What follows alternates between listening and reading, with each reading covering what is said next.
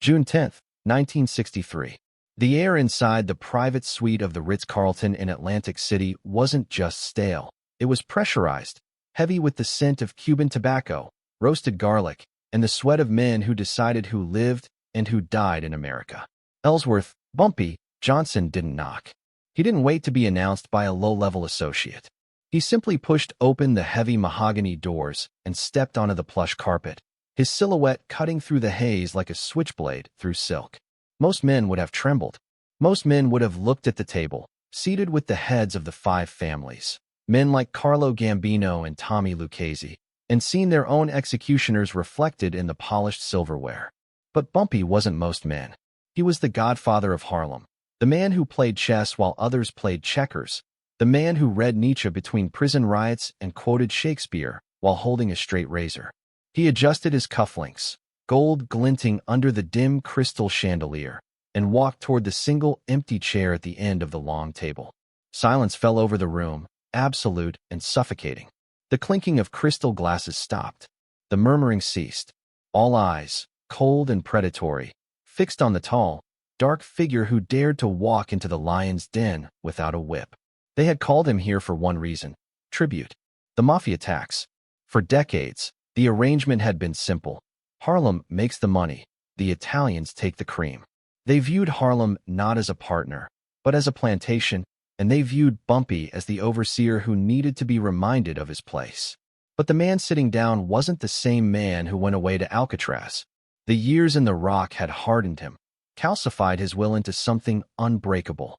He sat down, deliberately slow, smoothing the crease in his suit pants, and looked the commission dead in the eye. The tension in the room could have snapped a steel beam. They expected an apology. They expected an envelope thick with cash, a down payment on his continued breathing. Instead, Bumpy placed a single, unlit cigar on the table. No envelope, no cash, no fear.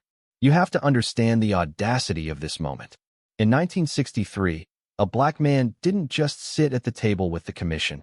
He usually served the drinks or waited outside in the car. To sit there, equal in posture but superior in intellect, was an act of war in itself. The air conditioners hummed, a low drone fighting the heat of rising tempers. One of the capos, a heavy-set man with a scar running down his cheek, leaned forward, his hand drifting toward the bulge inside his jacket. Bumpy didn't flinch. He didn't even blink. He knew the rules of the game better than they did. If they killed him here, Harlem would burn.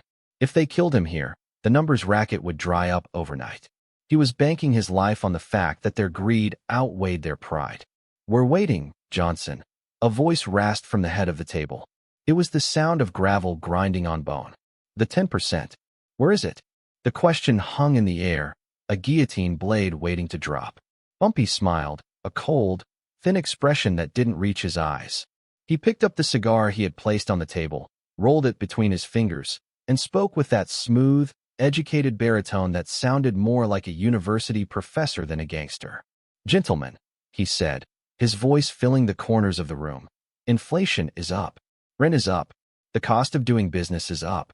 But my patience? That is down." He paused, letting the words sink into their skulls. "There is no 10%. Not today. Not tomorrow. Harlem is closed for collection." The shock was palpable. It was as if he had just pulled the pin on a grenade and set it in the center of the roast beef. This wasn't a negotiation anymore. It was a declaration of independence written in gunpowder and blood. To understand the sheer magnitude of that silence, you have to understand the monsters sitting across the mahogany. These weren't just street thugs with brass knuckles. These were the architects of the American underworld, men who moved judges like chess pieces and treated the NYPD like a private security firm on retainer. The 5 families didn't negotiate with Harlem. They owned it, or at least they thought they did. For 30 years, the rule was written in stone. If you ran numbers, if you moved heroin, if you so much as shook a pair of dice above 110th Street, the Italians got their cut. It was the tax for breathing air in New York City. To refuse them was usually a suicide note signed in advance. The men staring back at Bumpy had buried rivals for forgetting to say hello, let alone for cutting off a revenue stream worth millions. They controlled the unions, the docks, and the politicians. They were an empire of tradition and blood oaths that stretched all the way back to the olive groves of Sicily, an unmovable object that had crushed every resistance it ever faced. But they had never met a force like Ellsworth Johnson. Bumpy knew exactly what he was doing. He wasn't just saving money. He was drawing a line in the sand that separated a servant from a king. He understood the physics of the street better than any don in a silk suit ever could. He knew that while the Italians had the power of the institution, they were tourists in his world. They couldn't walk 125th Street without a police escort. They didn't know the alleyways, the rooftops, the rhythm of the pavement. Bumpy did. He was the nervous system of Harlem. The stakes were infinitely higher than a 10% tribute. This was a battle for sovereignty. If Bumpy paid the tax, he would be admitting that a black man in America could only rise as high as the white man allowed him to. He would be nothing more than a glorious middleman, a glorified overseer for the syndicate. The people of Harlem didn't look up to him because he was rich. They looked up to him because he stood tall in a world that wanted him on his knees. To pay the tax was to sell out his own legend. It was to admit that the godfather of Harlem was just a tenant in his own home. The tension in that room was the friction of history grinding gears. It was the old world colliding with the new reality. The Italians saw a rebellious underling. Bumpy saw an eviction notice. He was betting his life, his empire, and the safety of everyone he loved on a single, terrifying calculation, that the mob needed his order more than they needed their pride. He was wagering that they feared the chaos of a leaderless Harlem, a Harlem on fire, more than they hated his insolence. But looking into the dead eyes of the capos across the table, men who had turned murder into a corporate strategy, it was clear that the price of this independence might be paid in a currency far more precious than cash. The silence stretched until it hummed, a high-frequency wire ready to snap, and then the heavy wooden chair at the head of the table scraped against the floorboards, the sound echoing like a gunshot in the cavernous room. It was Sal, a capo whose reputation was built on a foundation of broken bones and silenced witnesses, leaning forward with the weight of the entire syndicate behind his massive shoulders. He didn't shout because true power never needs to raise its voice. He spoke with the gravelly quiet of a man who had buried bodies before breakfast, sliding a piece of paper across the mahogany surface that wasn't a contract but a death warrant dressed in numbers. "We aren't asking, Johnson," Sal grunted, the smoke from his cigar curling around his face like a wreath of malice. "We are telling. 10% was yesterday. Today it's 20. And you thank us for the privilege of breathing our air." The room rippled with the smirks of men who believed they owned the very gravity holding them to the earth. They looked at Ellsworth Raymond Johnson across the divide of that table, and they made the fatal mistake of seeing only the surface.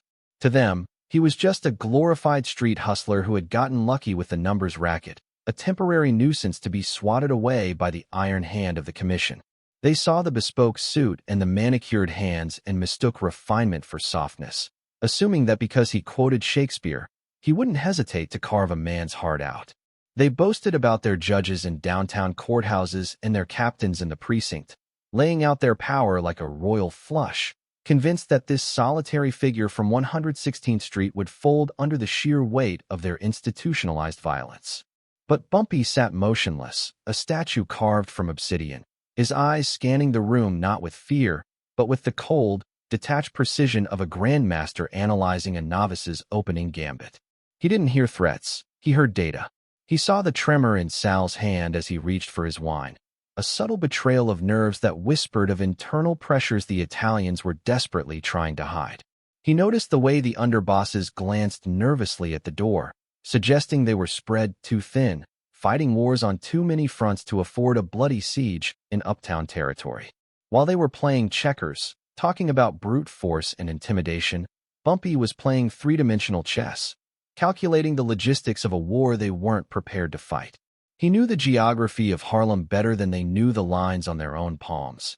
Every rooftop was a sniper's nest, every alley a trap, and every resident a loyal soldier in an army the Mafia couldn't buy. He listened to their threats of concrete shoes and burning buildings, and in the quiet calculus of his mind, he realized they were banking on his survival instinct, failing to understand that a man who had walked through hell to build his throne had long ago made peace with the devil. They thought they were cornering a rat, But as Bumpy slowly reached into his jacket pocket, not a gun, but for a gold lighter, the metallic click echoing through the tension, he knew they had just locked themselves in a cage with a lion who was done eating scraps. That flame didn't just light a cigar. It seemed to incinerate the oxygen in the room, leaving the most powerful men in the American underworld gasping for air they didn't know was gone. As the blue smoke curled upward, forming a hazy barrier between the godfather of Harlem and the five family's heavy hitters, Bumpy didn't offer a plea for mercy or a negotiation on the percentage. He offered them a geography lesson. He leaned forward, the expensive mahogany table creaking under the weight of the silence, and asked a simple, terrifyingly specific question about the shipment due at the Brooklyn Navy Yard that very morning at 9 a.m. The heavy hitter at the head of the table, a man whose name made politicians tremble and judges develop sudden amnesia, frowned, his brow furrowing in confusion at the sudden shift from extortion to logistics. Bumpy checked his watch, a casual glance that hit the room like a gavel striking a sounding block, and informed them that the shipment hadn't arrived. Not because of the police, not because of the feds, and certainly not because of bad weather. It hadn't arrived because the stevedores, the truck drivers, and the warehouse foreman on the west side had all decided to take an unscheduled coffee break, a stoppage authorized personally by Ellsworth Johnson. The realization rippled through the room faster than a bullet, the shockwave visible in the widening eyes of men who were used to being the ones holding the detonator. They weren't just looking at a gangster from uptown. They were looking at the gatekeeper of their entire economy. The arrogance that had filled the room moments ago, thick as grease, evaporated into cold, clammy sweat as Bumpy explained the new reality. While they were busy calculating how much they could squeeze out of Harlem, he had quietly wrapped his fingers around the throat of their entire distribution network. He wasn't refusing to pay the tax because he was stubborn. He was refusing because the tax didn't exist anymore. In fact, the ledger had flipped right in front of their faces without them even hearing the pages turn. If they wanted their product to move 1 inch through the streets of New York, if they wanted their precious heroin to reach the veins that paid for their silk suits and suburban mansions, they wouldn't be collecting a fee from him. They would be paying a toll to the king. The audacity was so sharp it practically drew blood. A hot-headed capo halfway down the table reached for his waistband, pure reflex born of humiliation, but the Don at the head raised a sharp hand, stopping him cold.